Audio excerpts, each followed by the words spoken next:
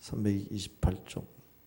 오늘 이 말씀을 제가 봉독할 때 하나님이 내게 주시는 생명의 말씀, 축복된 말씀으로 받기를 바랍니다.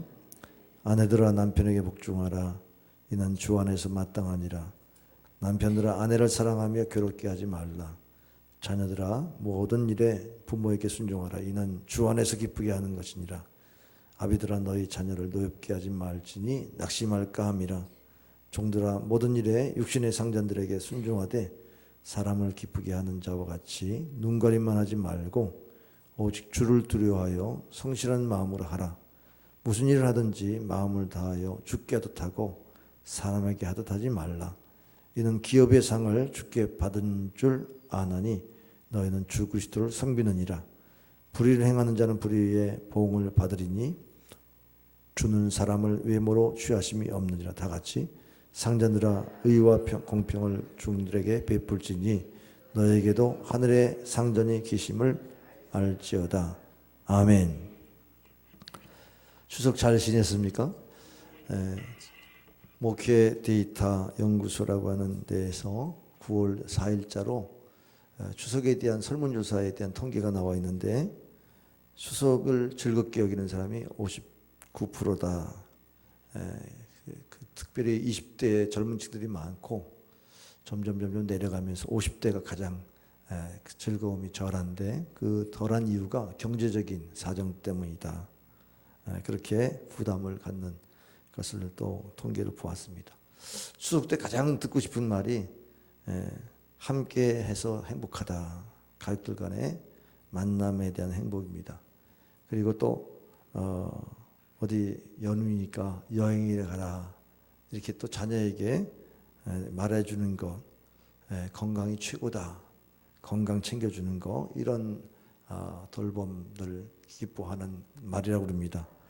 또 갈수록 또 처녀들에게는 예뻐진다. 그런 데 격려가 되고 또 우리 나가서 밥 먹자. 이렇게 해서 또 여성들이 가장 스트레스 89%가 음식 장난하는 스트레스를 받는다고 그러는데 그런 부분들도 잘 극복해 주는 거, 그런 것들이 이제 덕담 가운데 하나고 서로 수고한 것에 대한 감사, 칭찬, 격려 이런 것들을 나누는 그런 추석 명절이다라는 것을 우리가 생각할 때에 좋은 추석이 되려면 어떻게 해야 될까? 여러분이 좀 추석을 앞두고 좀 지혜를 가지면 좋겠습니다.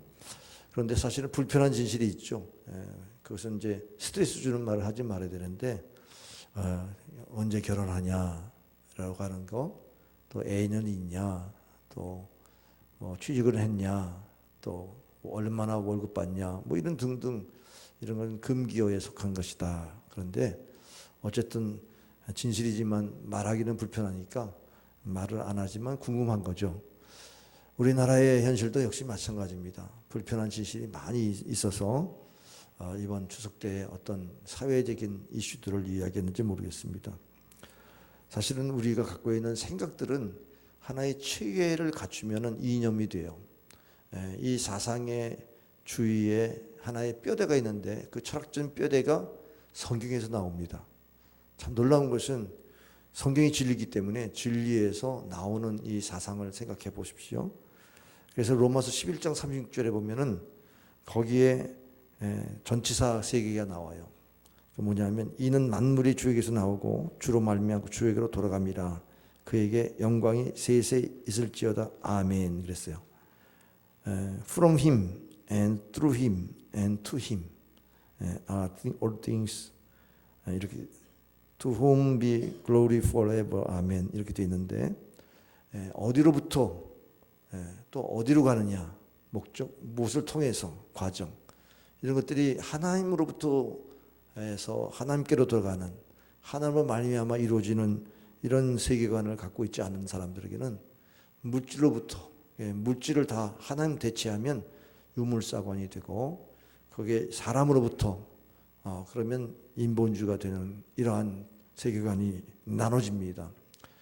우리는 오늘 세 개의 세계관을 한번 살펴보겠습니다. 유물주의. 유물주의는 그야말로 공산주의의 사상이죠. 모든 것이 물질을 숭배하는 사상입니다. 그러다 보니까 우리가 황금만능주의 시대에 우리가 돈이면 다 되는 이런 시대에 살다 보니까 우리 크리스찬도 물질에서 자유할 수 없는 유물주의가 우리 안에 있다고 볼 수도 있습니다. 하나님의 그 허락하심의 이런 축복을 누리는 것에 만족하지 아니하고 우리는 물질이 있어야 된다라고 하는 황금문주의 사상에 길들여 있을 수도 있어요. 그러나 이것이 이제 있는 자와 없는 자의 차이를 이렇게 두면서 기급화하는 이런 사상이 있으면 투쟁 논리를 통해서 있는 자 것을 빼서라도 없는 자에게 나눠주는 분배의 정의를 말합니다. 그래서 공산주의는 물질관을 가지고 세계를 움직이다 보니까 사람의 인권도 무너지고 그렇게 되는 경우도 많이 있습니다. 지난번 문 대통령이 취임식 때에 기회는 균등하고 그리고 과정은 공정하고 결과는 정의로워야 된다. 그 말을 할 때 굉장히 감동을 받았습니다. 그런 세상에 올 것이라고 하는 그런 상상할 수 있는 그런 내용이었죠. 저도 참 기대가 됐는데 2년 반 가까이 이 정권이 가지고 있는 모든 것들은 그것이 아니었다는 겁니다. 조국 사태를 보면 조국이 그렇게 가족 간의 그런 비리와 부정들이 전혀 자신이 법무장관 되는데 크게 잘못되지 않았다고 생각하고 대통령도 그 법무장관을 세우지 않았습니까? 과연 이것이 어떤 결과를 낳을지 참 두렵기도 해요. 어쩌면 본인은 민주주의자이면서도 사회주의자다 이렇게 말하는 사회주의자의 꿈이 뭐겠어요?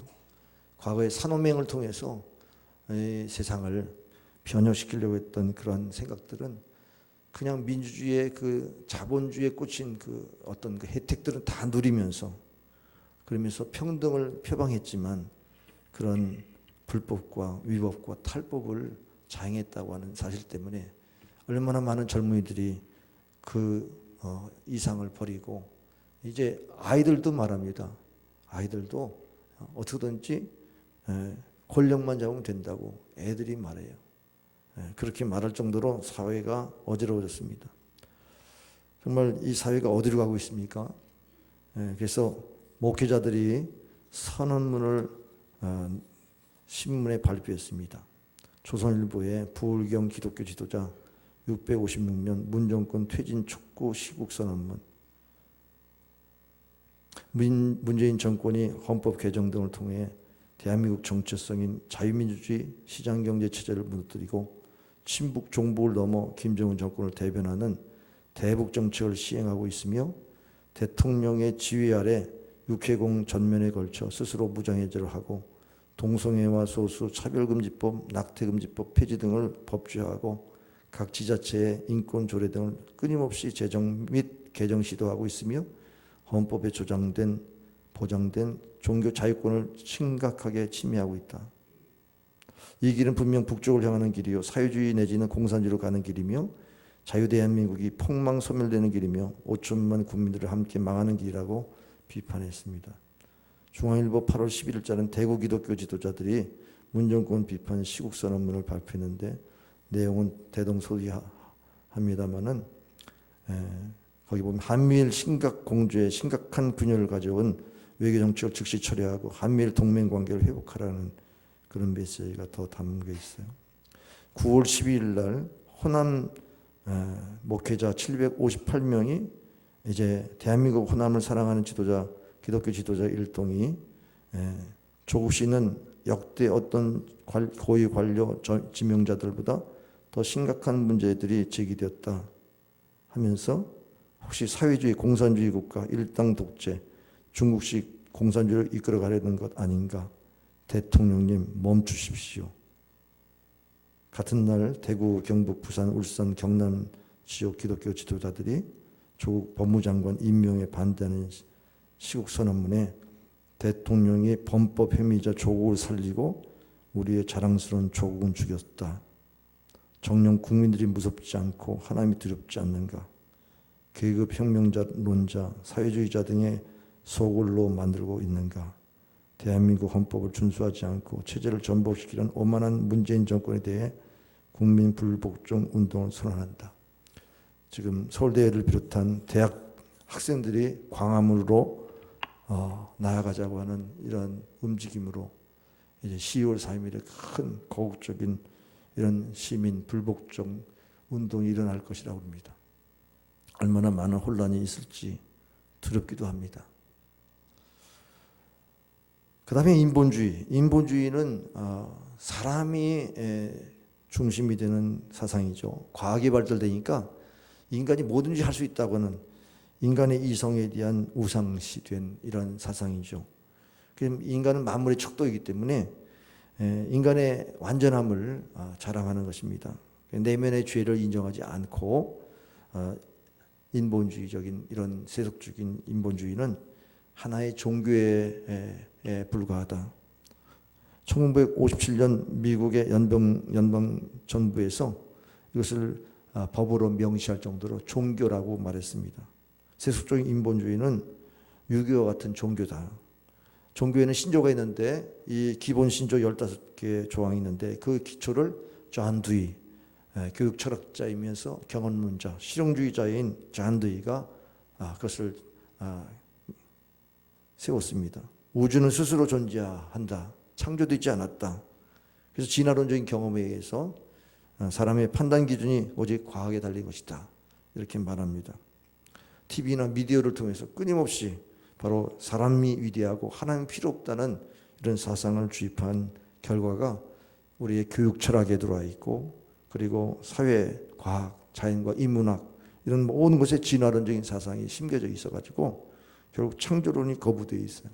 그러니까 오늘날 우리 크리스천들도 참으로 하나님 중심보다는 사람 중심의 그런 신앙생활을 하기 쉬워요. 모든 영광을 하나님께 돌려야 되는데도 불구하고 자기가 그 영광을 가로채는 이런 결과를 낳게 되죠. 그래서 이 유물주의 또 인본주의가 기독교의 신본주의적인 이 정체성을 훼손하고 있습니다. 신본주의는 모든 영광 하나님께 돌리는 겁니다. 모든 것이 하나님께로 와서 하나님께로 말미암고 하나님께로 돌아가는 것. 저는 전에 제가 여러분에게 신앙 고백했는데 이 시간에 다시 신앙 고백합니다. 저는 인본주의자였어요. 경험주의자. 모든 걸 다 경험해서 실험해보고 실증해봐야 나는 믿겠다. 제가 공대생이라서 그런지 몰라도 그런 사상이 많이 있었습니다. 근데 예수님을 깊이 만나고 그야말로 하나님으로부터 제가 신학교 들어가기 전에 이 로마서 11장 36절 말씀이 제 레마가 됐었습니다.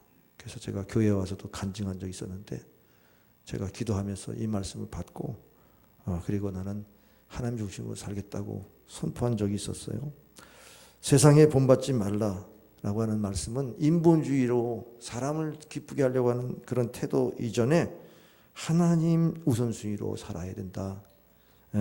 우리가 사람을 중심으로 하는 그러한 인본주의가 우리 생활 속에는 굉장히 이렇게 자연스럽게 들어와 있지 않습니까?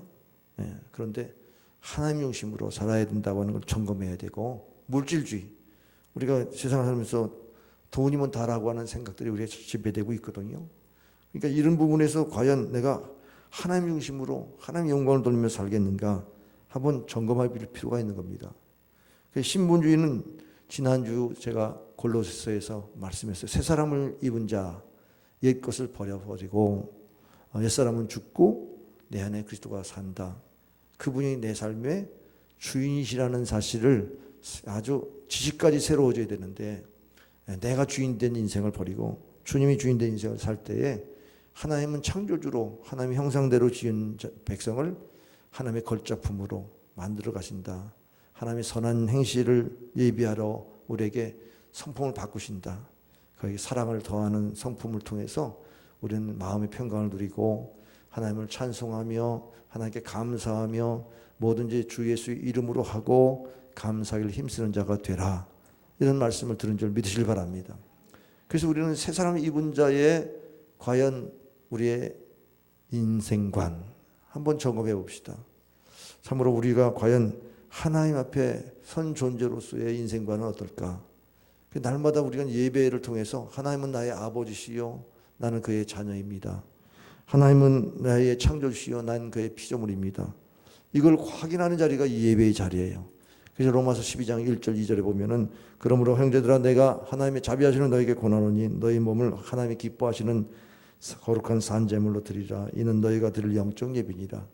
너희는 이 세대를 본받지 말고 오직 마음을 새롭게 함으로 변화를 받아 하나님의 선하시고 기뻐하시고 온전하신 뜻이 무엇인지 분별하도록 하라 그랬어요. 오늘 하나님이 기뻐하신 뜻이 무엇인지, 내가 신본주의로 살고 있는지 여러분이 자기 자신을 돌아볼 수 있기를 바랍니다. 예배를 통해서 하나님의 자녀의 신분을 회복하시기 바랍니다. 여러분의 세계관을 다시 한번 하나님 중심으로 바꾸시길 바랍니다. 참으로 예배를 통해서 우리가 어떻게 인생을 살아가야 될지 오늘 성경 본문을 통해서 세 가지 종류의 인간관계를 한번 살펴보겠습니다. 첫째는 하나님과의 관계입니다.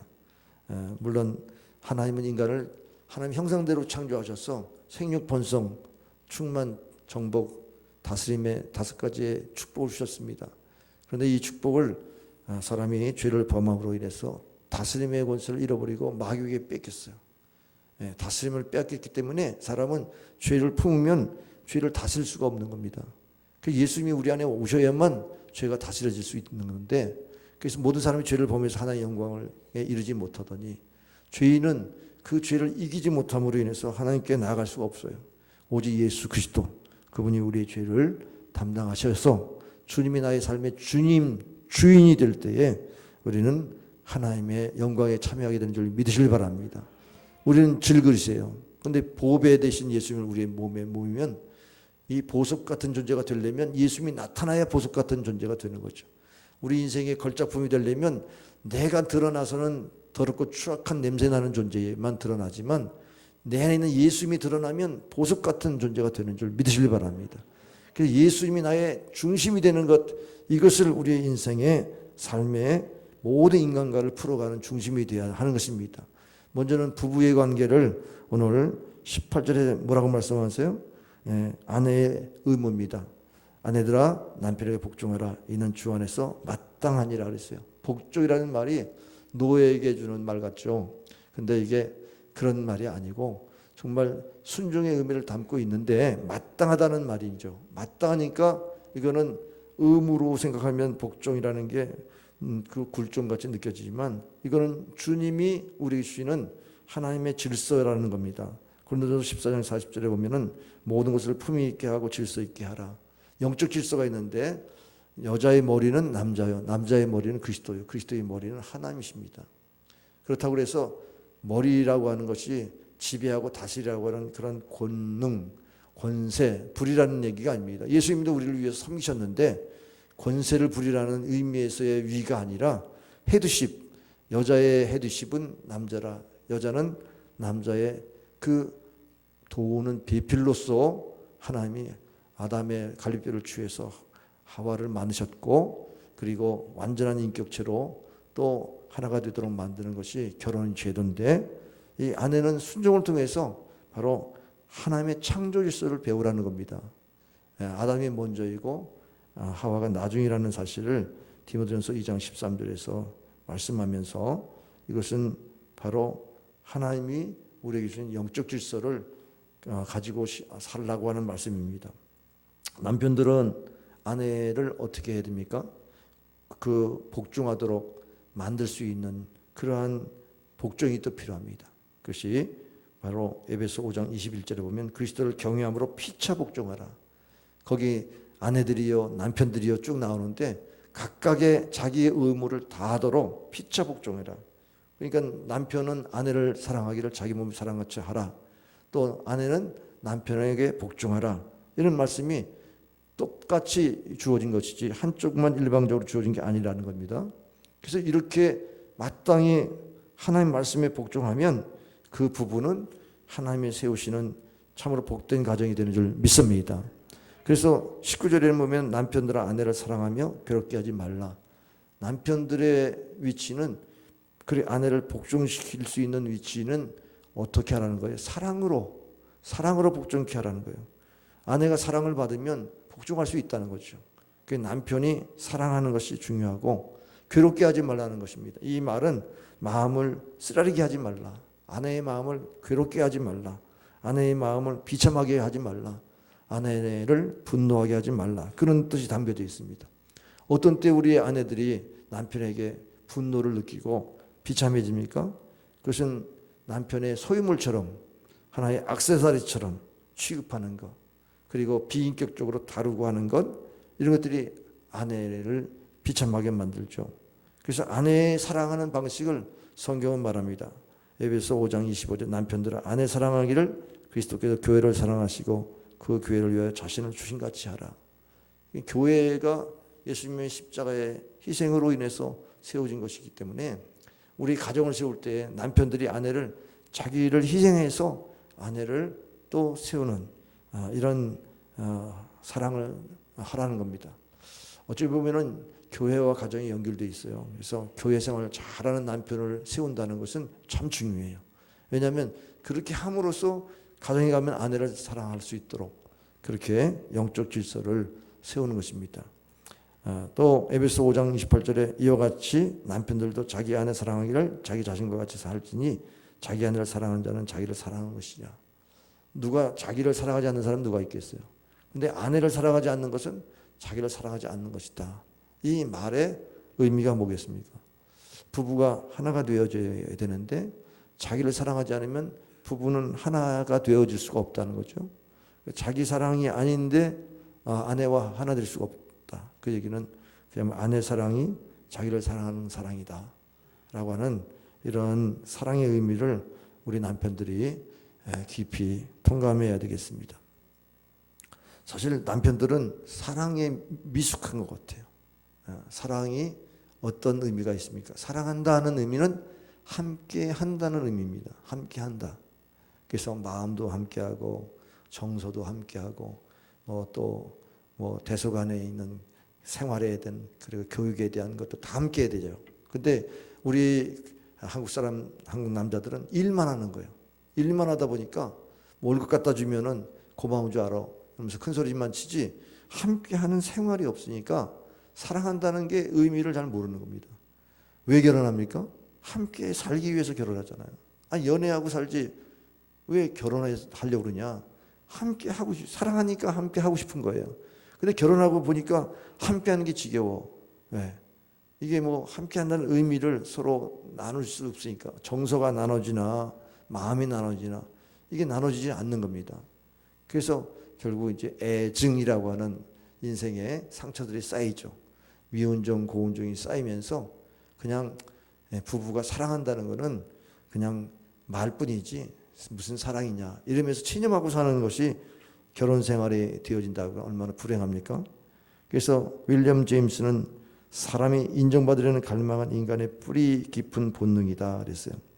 결국은 사랑한다고 하는 것은 서로 인정하는 것인데 인정받고자 하는 그런 서로의 마음을 잘 함께 나눌 수 없는 그런 가정이라고 하면 부부가 얼마나 위기에 있겠습니까? 사실 처음 만난 사람은 사랑하기 쉬워요. 그 사람 잘 모르니까. 근데 그런다고 같이 사는 거 아니잖아요.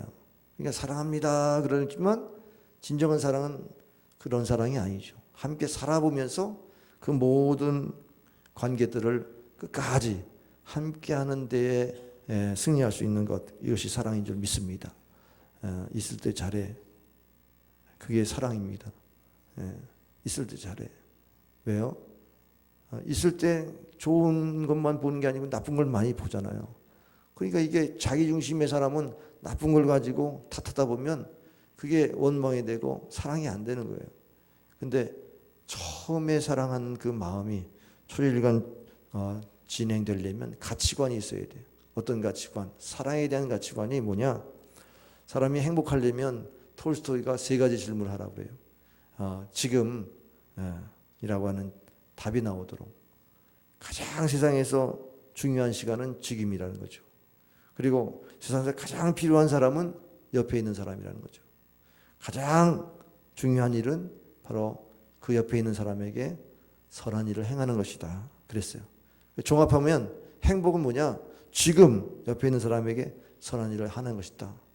그러면 여러분 옆에 있는 사람, 지금 성도들이 옆에 있잖아요. 옆에 있는 게 가장 좋은 선물 한번 해보세요. 어떻게 할까요?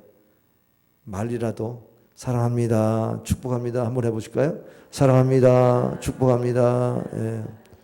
갑자기 행복이 스물스물 올라오죠. 예. 근데 여러분 가정에 가면 가족끼리 가장 같이 있지 않습니까? 가장 같이 있는 자에게 어떻게 할 것인가? 말로 천냥빚을 갚듯이 또 말의 표현도 하고 또 정서적인 것도 나누고 이렇게 하는 것입니다. 그래서 가족은 이해관계나 사회적인 계약관계가 아니라 사랑의 관계지 않습니까? 무조건적인 사랑의 관계. 그렇기 때문에 참으로 돈이나 또 건강이나 이런 것들로 우리를 흔들 수가 없어요. 사랑은 영원하기 때문에 영원한 관계로 부부의 관계가 되어질 때 복된 관계가 되는 줄 믿습니다. 그 다음에 두 번째로는 부자 관계입니다. 부모와 자식 간의 관계를 20절에서 21절에서 말씀합니다. 자녀들아 이 모든 일에 부모에게 순종하라. 이는 주 안에서 기쁘게 하는 것이니라 그랬어요. 부모를 기쁘게 하는 것은 부모에게 순종하는 것이다 그랬습니다. 그리고 효도의 개념이 구약 성경에는 부모를 공경하라 이렇게 되어 있습니다. 그런데 신약에 와서는 순종하라 이렇게 말씀이 바뀌어져 있는 것을 확인할 수가 있어요. 에베소 6장 1절부터 3절에 보면은 순종에 대한 축복을 말씀합니다. 자녀들아 주 안에서 너희 부모에게 순종하라. 이것이 옳으니라. 네 아버지와 어머니를 공경하라. 이것은 약속이 있는 첫 계명이니 이로써 네가 잘되고 땅에서 장수하리라. 할렐루야. 이 땅에서 잘되는 하나님의 약속이 있는 축복의 말씀이 바로 이렇게 부모에게 순종함으로 받는 것이라는 것입니다. 그러니까 결국은 공경이라는 말은 좀 엄하기 때문에 좀 이렇게 멀리하는 그런 관계지만 순종은 부모를 가까이 하면서 또 기쁘게 해드리는 이러한 좀 따뜻한 의미가 있죠. 자원하는 그런 의미가 있기 때문에 기쁨을 나눌 수가 있습니다. 그런데 요즘 젊은이들은 부모가 좀 알지 못하는 것을 자꾸 훈수하고 잔소리한다고 싫어해요. 정보 시대에 이 정보를 우리 어르신들은 좀 늦게 취하고 잘 모르잖아요. 그러니까 경험에서 나오는 말이 고리타분하게 들리는 겁니다. 그리고 또 현대는 돈으로 해결하기 때문에 돈 많은 사장에는 순종하지만 자기 상사에게 뭔가 돈과 연결되면 순종하지만 돈 없고 힘없는 늙은이에게는 순종하지 않습니다. 그렇기 때문에 현대에 효도하는 자녀들을 보기가 쉽지 않다는 겁니다. 그러나 우리가 기억할 것은 부모 없이 태어난 자식이 없지 않습니까? 생명의 주인은 하나님이신데 부모님의 위치를 하나님의 위치에다가 세워놓고 너희가 효도하는 것에 대해서 하나님을 섬기듯이 바로 부모를 공경하라고 말씀한 겁니다. 우리가 요즘은 성을 택하는 젠더 이데올로기 사회가 됐습니다. 성을 택하면 부모 1, 부모 2 이렇게 해가지고 정말 공경이라는 단어가 사용이 쓸 수가 없어요. 순종을 어디다 하는 게 순종입니까? 제가요 요번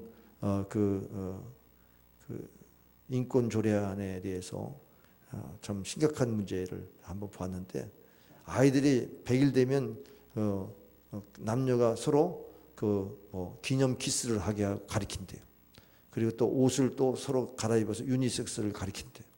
그리고 부모에게 설거지를 뭐라고 명령받으면 그걸 한 거라는 거예요. 자식의 행복권을 터치하지 말라고 반항하라는 거예요. 그렇게 가르친대요.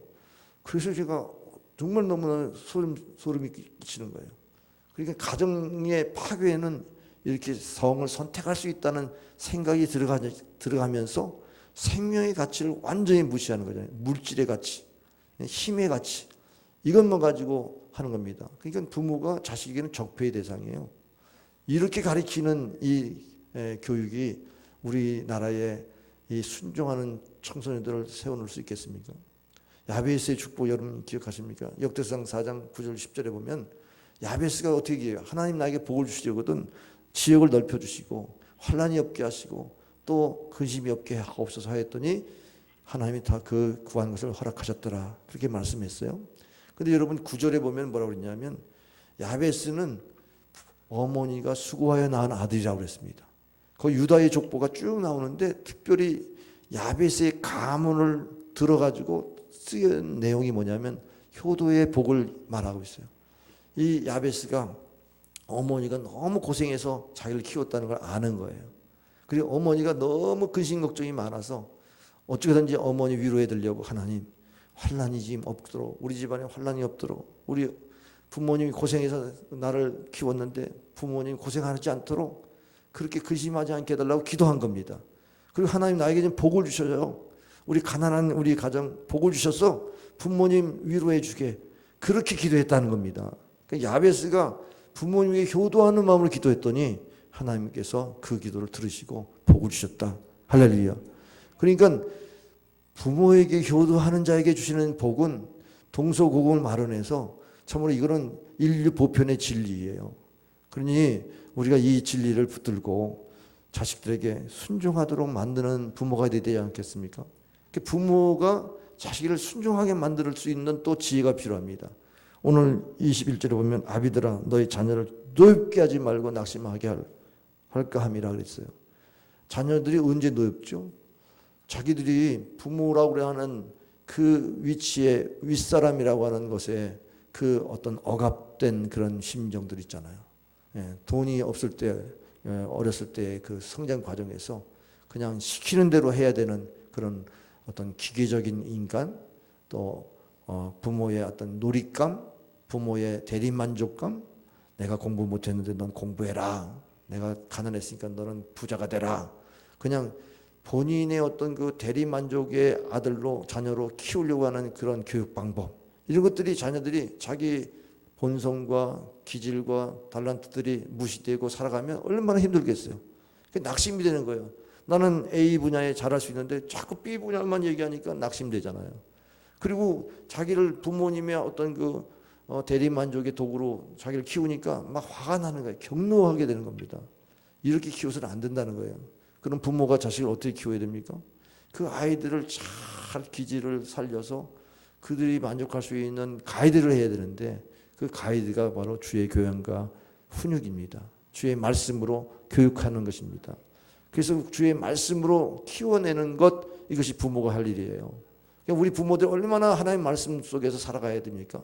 그 말씀이 가치가 있어야만 진정한 이 부자 관계가 부모와 자식 관계가 바르게 됐죠. 잠언서 22장 6절 마땅히 행할 길을 아이들에게 가르치라 그리하면 늙어도 그것을 떠나지 아니하리라 그랬습니다. 여러분이 어릴 때 미취학 아동 때에 신앙을 가르쳐야 됩니다. 신앙. 오늘 성품학교 하는데 우상에 절하지 말아라. 그런데 우상에 절한 아이 있냐 그랬더니 손을 드는 아이가 있었어요. 근데 뭐라 그러는 줄 알아요? 작년에 말씀을 배워서 올해는 절하지 않으려고 그랬는데 엄마가 괜찮아 그러면서 절하라고 그래서 절했다는 거예요. 그러면 막 울어요. 아이가 부모 말을 대항하기는 어렵고 그래서 제가 그랬어요. 부모님 말씀에 순종해야 되냐 하나님 말씀에 순종해야 되느냐 너희들 택하라 했더니 이 한 번 이렇게 갈등 구조가 없는 가정에 자라는 애들은 다 하나님 말씀에 순종해야 됩니다. 아주 정답을 잘 얘기하는데 이 아이는 부모님 믿지 않으니까 그 갈등이 깊은 거예요. 그래서 우리 같이 기도하자. 그래서 기도해 줬는데요. 정말 부모가 자식에게 잘못된 가르침이 자식을 망치잖아요. 우리 크리스찬의 부모들은 자녀들에게 말씀대로 살아라. 이렇게 가르쳐야 그것이 옳은 교육인 줄 믿으시길 바랍니다. 부모 말에 권유만 따지고 내 말 들어야 된다. 그 억지하는 교육이 아니라 하나님 말씀에 순종하지 않으면 왜 그 말씀 순종하지 않냐. 이러면서 가르쳐야 되는 거죠. 우리가 하나님 말씀으로 자녀 양육할 수 있기를 바랍니다. 그 다음에 주종관계, 주인과 종의 관계입니다. 종의 의무는 주인에게 순종하는 것입니다. 종이라고 하는 것이 이게 둘로스라고 하는 헬라어인데 이건 노예예요. 돈 주고 사온 노예이기 때문에 그의 권리가 없습니다. 언제 노예에서 그 기간이 끝나는 것도 알지 못해요. 주권이 없는 인생입니다. 근데 그 종들에게 주인에게 순종을 말합니다. 그러면 너무하지 않았습니까? 아니 내가 일한 만큼 품꾼으로서 어떤 대가를 바라고 일했다면 기대할 수도 있어서 순종하라는 말이 어느 정도 먹힐 수 있지만 아니 아무 권리 없는 사람에게 순종을 말하면 이건 너무하지 않았습니까? 그런데 순종하라는 거예요. 이 말씀이 사람을 기쁘게 하는 자와 같이 눈가림만 하지 말고 오직 주를 두려워하여 성실한 마음으로 하라. 이 순종하라는 말은 위에 있는 권위를 인정하고 위에게 순종하면 하나님이 기뻐하신다. 하나님이 그 마음을 기뻐하신다. 그것을 가리키는 것입니다.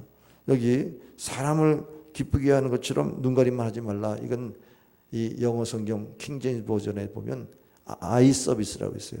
네, 눈으로만 기쁘게 하는 거죠. 하나님은 우리의 중심을 보시지 않습니까?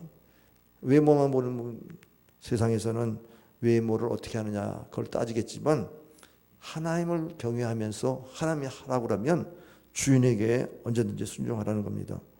일꾼은 사명이 있어야 정말 이런 태도를 가지고 살 수 있겠죠. 예, 사명이 없으면은 사람에게 좋게 보이려고 하다가 사람이 없으면 또 안 하고 게으르고 이렇게 하지 않겠어요? 사명이 있는 사람은 하나님을 경외하고 하나님이 나를 보신다라고 하는 이런 생각을 가지고 죽게 하듯 하는 이런 자세가 필요한 줄 믿습니다. 그래서 노동이라고 하는 것은 하나님을 섬기는 그러한 것든 그 믿음의 테스트가 돼요. 내가 이런 환경에서 내가 에휴 주인 미운데 내가 뭐 아무렇게 하고 뭐 주인 망해도 상관없다 이런 식의 태도가 아니라 우리 크리스찬들은 죽게 하듯이 주님이 나를 보신다 그런 마음으로 하라는 겁니다. 역사적으로 보면 기독교가 들어간 곳마다 노예가 폐지되지 않습니까? 지금 어디 뭐 노예 제도가 어디 있습니까? 그런데 성경에 종들아 주인에게 순종하라 이 말씀이 노예를 제도를 폐지시키는 결과가 되고 마는 것은 무엇을 말하죠? 복음이 들어오면 복음 안에 예수님의 형상, 예수님의 하나님의 형상을 가지고 우리에게 오시면 하나님이 우리를 사랑하시는 인권이 회복되고 또 하나님의 형상대로 회복되어질 때에 그 사람의 가치를 인정하게 되죠. 그렇게 해서 차별이 없어요. 갈라디아서 3장 28절에 너희는 유대인이나 헬라인이나 종이나 자주자나 남자나 여자 없이 다 그리스도 예수 안에서 하나이니라. 이게 결국은 우리가 신앙 안에서는 하나가 될 수 있는 이런 형제자매의 관계가 되는데 신앙을 떠나면 하나님을 경외하지 아니하면 우리는 결국 차별하게 되죠. 있는 자가 없는 자를 억압하거나 품삯을 이용해서 고용하면서 억제하거나 인격을 말살할 수도 있지 않습니까? 근데 노동 현장에 이런 노사관계를 해결할 수 있는 방법이 여러 가지 제도적인 시스템이 있지만 사실 사용자가 그 마음을 품으면 되네요. 하나님을 두려워하는 마음, 하나님 앞에 선 마음으로 고용자로서의 위치를 감당하면 됩니다. 그리고 이 일꾼은 23절에 보니까 무슨 일이 하든지 마음을 다하여 죽게 하듯 하고 사람에게 하지 말라 그랬어요. 신본주의자의 중심으로 하라는 거죠. 하나님을 경외함으로 주님께 하듯 하라는 거예요. 사람을 속이는 그런 것이 내게 있다면 이거 하나님 얼마나 노엽까 그런 마음을 가지고 하라는 겁니다. 요셉이 보디발 장군 아내에 이렇게 자꾸 유혹할 때에 나는 주인에게 맡겨진 것만 제가 충성합니다. 주인의 아내까지 제가 맞지 않았습니다. 우선 그 자리를 박차고 이제 나가다 보니까 나중에 누명을 씌워서 감옥살이 했지만 하나님이 그를 높이셨지 않습니까? 그는 주를 죽게 하듯 하면서 충성을 다할 때에 가정 총리가 되고 또 애굽의 총리가 되는 이런 복을 받았습니다. 오늘 우리가 하나님 중심으로 산다는 것은 당장은 고난이 있을 수 있어요. 사람 중심으로 하면서 사람을 기쁘게 하면 사람에게 인정받고 잠시는 유익할 수 있어요. 그러나 영원하지 않습니다. 우리는 진리에 서서 하나님 중심으로 하나님 기뻐하는 삶을 살아야 될 줄 믿습니다. 그 다음에 골로새 4장 1절에 주인들에게 하는 말씀, 종들을 위협하지 말라는 거예요. 의와 공평으로 종들을 베풀라. 왜? 그 주인의 상전이 또 하늘에 계신 아버지시죠. 하나님이시라는 겁니다. 그는 상전도 위로 보면 하나님의 상전이시죠. 그래서 하나님을 두려워하는 그러한 주인이 되라는 것입니다. 그러나 현실은 그렇지 못한 것이 안타깝죠. 우리가 늘 기억해야 할 것은 24절의 말씀입니다. 24절의 말씀 한번 다 같이 읽어봅시다. 시작. 이는 기업의 상을 주께 받은 줄 아나니 너희는 주 그리스도를 섬기느니라. 자, 우리는 상을 사람에게 받으려면 사람에게 아양하고 사람에게 좋게 보이려고 하겠지만 상은 하나님이 주신다. 이런 믿음을 가지면 주께 할 수 있는 줄 믿습니다.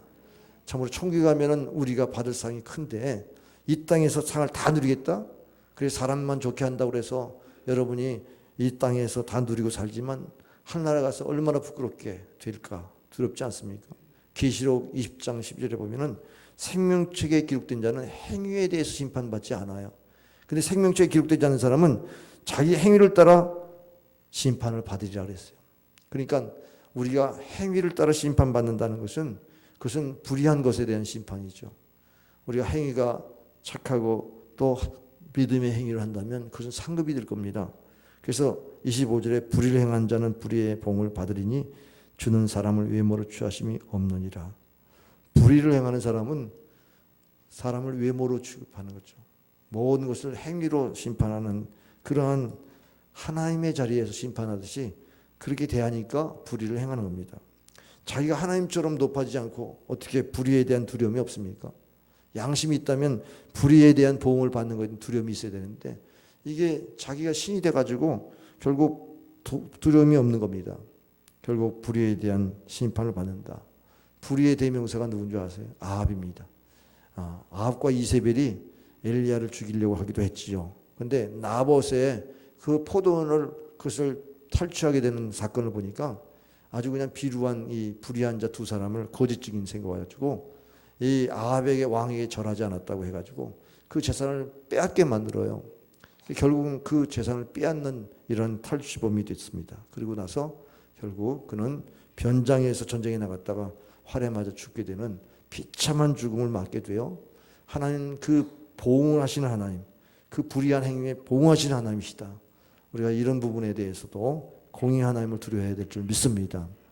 왜 우리는 똑같은 일을 하는데 어떤 사람은 정말 세상에서 정말 마음이 하나님 기뻐하시는 마음으로 할 수 있고 어떤 사람은 불의를 행할 수 있습니까? 그 중심에 누가 계시냐는 거예요. 누가 계시냐는 거예요. 사람이 있으면 인본주의, 물질이 있으면 물질주의, 하나님이 계시면 신본주의. 우리는 신본주의의 신앙생활을 해야 될 줄 믿습니다. 그래서 신본주의가 안 된 것에 대해서는 회개해야죠.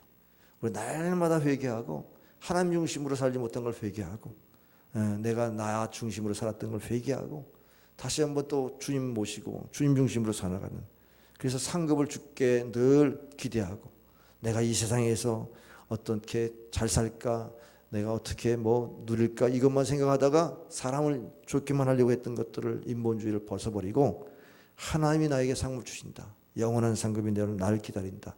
이러한 신앙관을 가지고 주님을 모시고 살기를 주의 이름으로 축원합니다. 그야말로 신본주의 신앙을 가지려면 우리 자신을 잘 알아야 돼요. 우리는 어떤 사람이에요? 하나님 앞에서 어떤 자세를 가져야 될까? 부모에게는 자식에게 참으로 말씀으로 양육하고 노엽게 하지 말고 자식은 부모에게 순종하고 그리고 부부는 서로 순종하고 존경하라고 그리고 사랑하라는 그런 계명을 주셨죠. 또 사용자는 또 종들에게 공갈을 치거나 압박하고 격노케 하지 말고 또 그 종들은 주인에게 순종하라 이렇게 했습니다. 그러면서 죽게 하듯 하고 주께로부터 상을 받을 것을 기대하라 그게 말씀이었습니다. 이게 뭐죠? 다 하나님이 내 마음의 중심에 있으면 이런 태도를 가지고 살 수 있다는 겁니다. 할렐루야. 하나님이 내 마음 중심에 있습니까? 여러분 지금 태도를 바꾸기 전에 여러분 하나님 마음이 내 안에 있는지 하나님 중심의 마음인지를 한번 돌아보세요. 우리 그리스도인들은 자기 정체성을 분명히 해야 됩니다. 우리는 누구에게 속해 있습니까? 사람에게 속해 있지 않아요. 하나님께 속해 있습니다.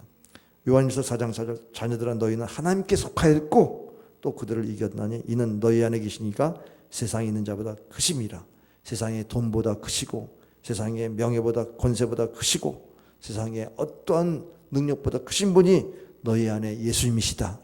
예수님이 내 안에 계시다는 하나님 중심의 신앙관을 가지면 그분에게 순종하고 그분에게 말씀에 순종하려니까 자녀된 도리를 다하고 아내된 남편된 도리를 다하고 주인된 도리를 종된 도리를 다하고 그 하나님 뜻대로 순종하게 될 줄 믿습니다.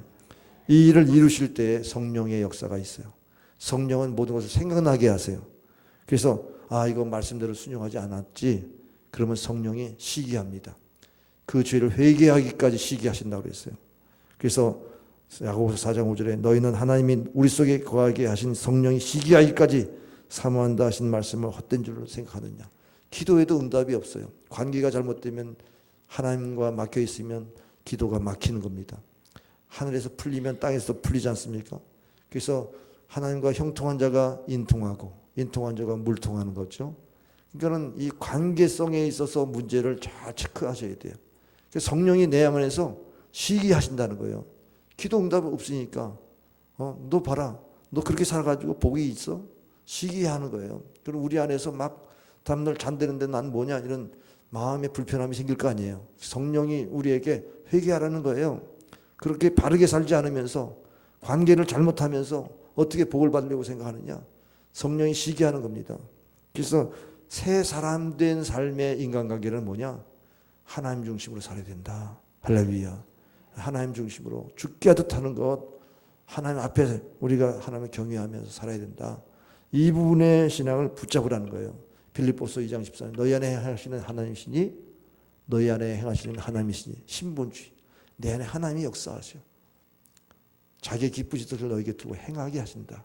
하나님이 기뻐하신 뜻을 내가 품고 그렇게 살면 하나님이 나와 함께 하시고 나를 통해서 일하신다. 할렐루야. 이것이 바로 우리 크리스찬의 새 사람 된 인간관계인 줄 믿으시길 바랍니다. 새 사람의 인간관계에 성공하십시다. 인통하면 형통해요. 인통하면 물통해요. 할렐루야. 할렐루야. 기도하겠습니다. 하나님 감사합니다. 우리에게 바른 인간관계에 대해서 가르쳐 주심을 감사합니다. 성령께서 우리에게 시기하기까지 하나님과의 관계를 회복하기를 원하시고 하나님 중심으로 살기를 원하시고 참으로 하나님 말씀대로 살려고 몸부림칠 때에 성령께서 바른 관계, 부부의 관계, 또 부모와 자식 간의 관계, 노사의 관계를 바르게 해서 하나님이 약속하신 복을 받게 하실 줄 믿습니다.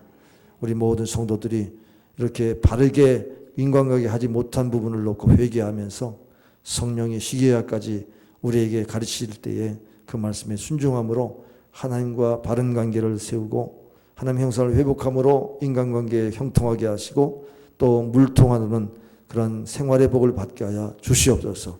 예수님의 이름으로 기도하옵나이다. 아멘.